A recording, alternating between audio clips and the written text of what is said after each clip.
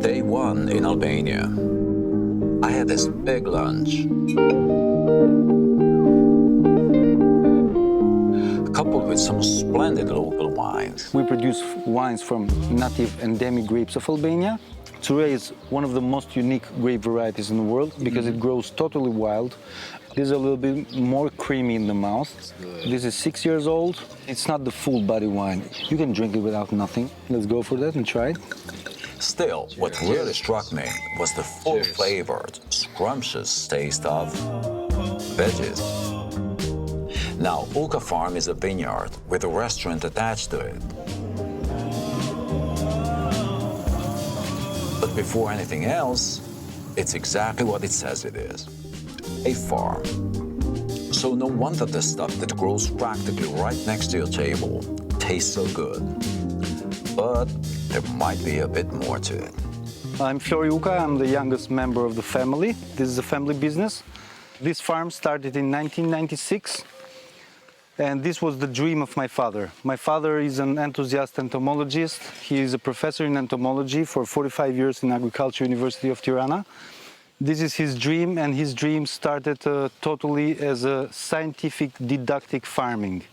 The purpose of this farm was to create a natural laboratory for the students so they could come here and do their practices and theses. Here we have 250 different plants. Most of them are planted by us. The rest is left to grow naturally.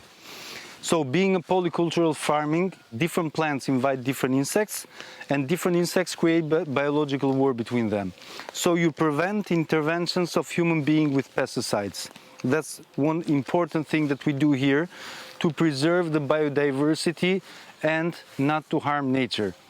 Uka Farm is not a bio farm or organic farm. Or to make it more easy for you, this is forest farming. Why we say forest farming? Because nobody goes in the forest to put water to the plant or to put fertilizers. Yet millions of species like animals, plants and insects live in harmony together. The moment we humans go, we destroy everything in the forest. But the question is, why do we do that? Is there any reason why we destroy the forest? Yes, because we want to make money out of it by harming nature. The customer nowadays has determined the job of the farmer. The customer wants the most beautiful apple at the nearest by supermarket. So the farmer has to force himself, has to transform nature to arrive to the customer with that product, with that beautiful apple. We as Uka Farm, we said no, we're going to bring the customer here and tell him the truth.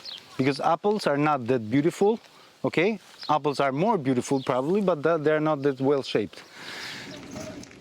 A part of the biodiversity that we preserve the biology of the soil as well. The biology of the soil is the most important thing for a healthy food. If you don't have a healthy biology of the soil, you cannot have a healthy food. And there is a karma with the soil. What you give, it will give you back. You give poison, you get back poison. Conventional farming they do a lot of tilling of the soil with tractors. They till the soil by taking off all the microorganisms, expose them to the sun, so they die because they change their own habitat.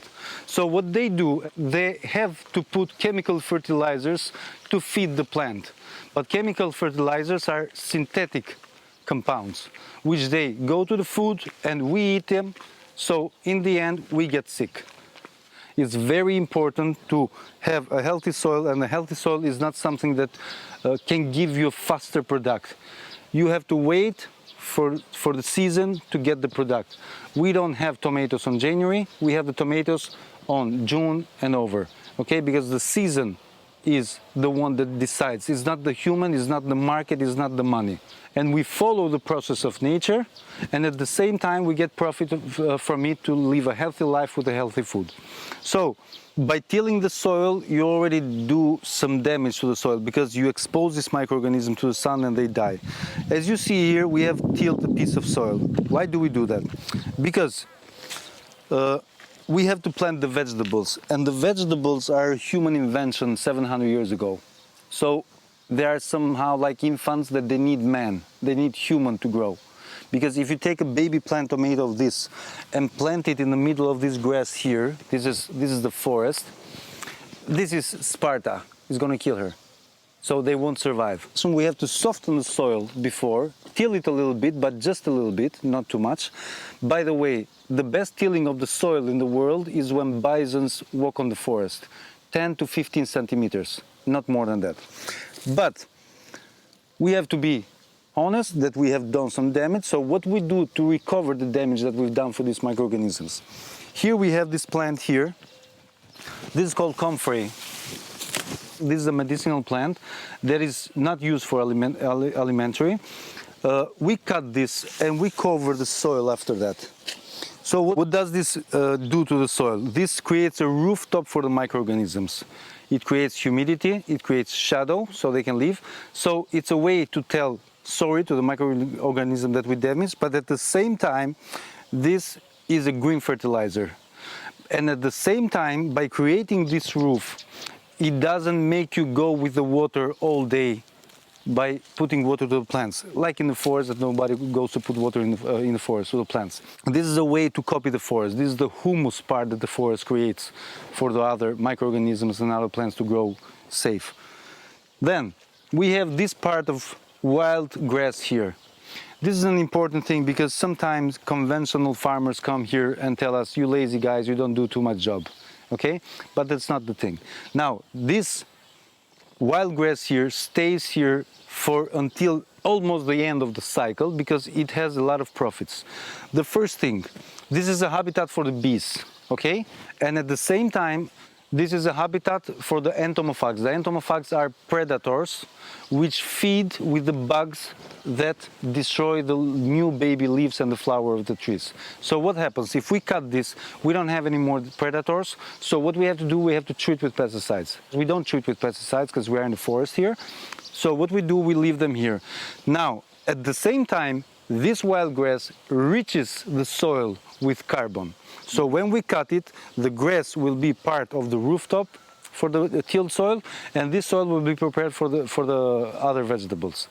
We go slowly, we follow the steps of nature, and that's how nature responds us with quality and doesn't get harmed, but it's always a good place to stay, to live.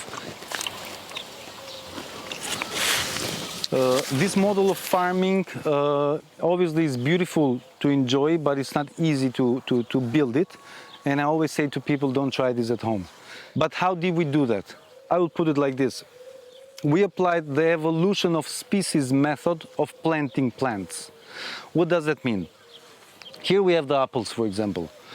We have planted 25 varieties of apples, and we saw in 5 to 10 years which of these varieties survives in this area with 0 or less intervention.